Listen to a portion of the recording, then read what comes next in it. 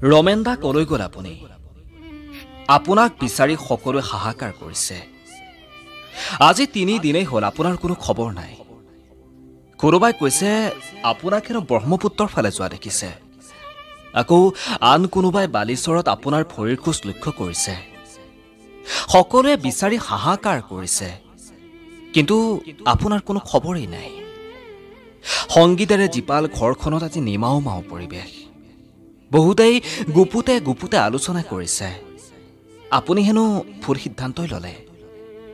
নাই নাই ৰমেনদা, আপুনি তেনেকুৱা কৰিব নোৱাৰে। আপোনাৰ দৰে এজন মানুহে এইবোৰ কৰিব নোৱাৰে।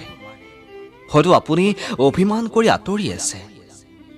আপোনাৰ সৃষ্টিৰাজিৰে আজি বহু জনপ্ৰিয় গায়ক হ'ল, কিন্তু তেওঁলোকে আপোনাক চিনি নোপোৱা হৈ ৰ'ল। আপুনি নোহোৱা আজিৰ এই সময়ত আপোনাৰ খবৰ ল'বলৈ এবাৰ আহৰি নহ'ল। এয়াই স্বাৰ্থপৰ দুনিয়াৰ আজিৰ প্ৰজন্মই আপোনাৰ সৃষ্টিৰাজিক চিনি নোপোৱা হৈ ৰ'ল। আপুনি উভতি আহক ৰমেনদা। সংস্কৃতিৰ জগতৰ মুধাৰ খুটা হৈ জিলিকি ৰওক সদায়।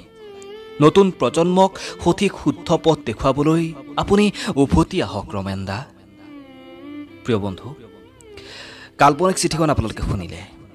চিঠিখন শুনি হয়তো আপোনালোকৰ চকু সেমেকি উঠিছে।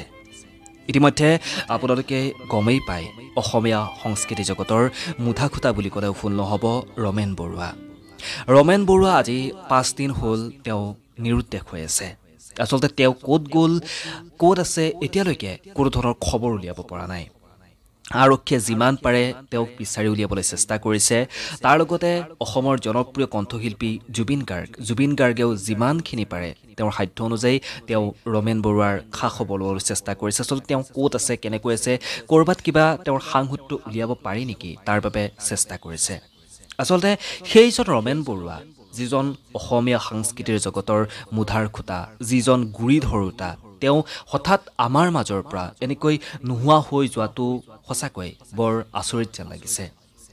বহুতেই বহু ধৰণে কথা উলিয়াইছে। বহুতেই কৈছে তেওঁৰ যিগৰাকী জীয়ৰী, ৰমেন বৰুৱাৰ যিগৰাকী জীয়ৰী, ৰমেন বৰুৱাৰ জীয়ৰীগৰাকীৰ লগত তেওঁৰ অলপমান মনোমালিন্য ঘটিছিল। তেওঁ তাৰ বাবেই তেওঁ ঘৰৰ পৰা ওলাই ক'ৰবালৈ গুচি গ'ল।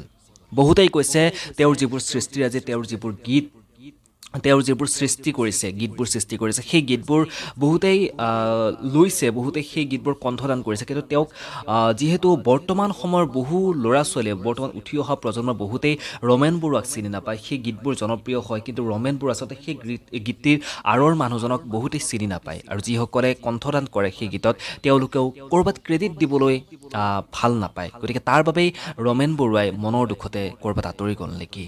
বৰ্তমান সময়ত ৰমেন বৰুৱা বৰ্তমান নৱপ্ৰজন্মৰ এইখিনি সময়ত নৱপ্ৰজন্মই ৰমেন বৰুৱাক যিহেতু চিনি নাপায়, ক'ৰবাত অৱহেলাৰ পাত্ৰ হৈছে নেকি, বহুতো প্ৰশ্ন এতিয়া অসমবাসীৰ মনত আহিছে।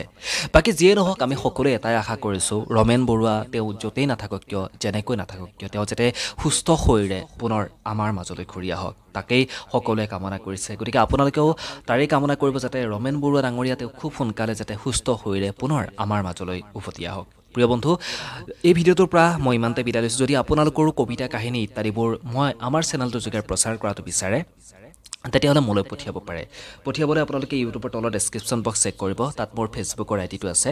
তাত গৈ আপোনালোকে লিখা কবিতা, কাহিনী সকলোবোৰ মোলৈ পঠিয়াব পাৰে। যদি মোৰ ভিডিঅ'সমূহ প্ৰথমবাৰ আপোনালোকে চাই আছে, তেতিয়াহ'লে চেনেলটো ছাবস্ক্ৰাইব কৰিব, কাষত থকা বেল আইকনটো বজাবৰ কাৰণে একেবাৰে নাপাহৰিব।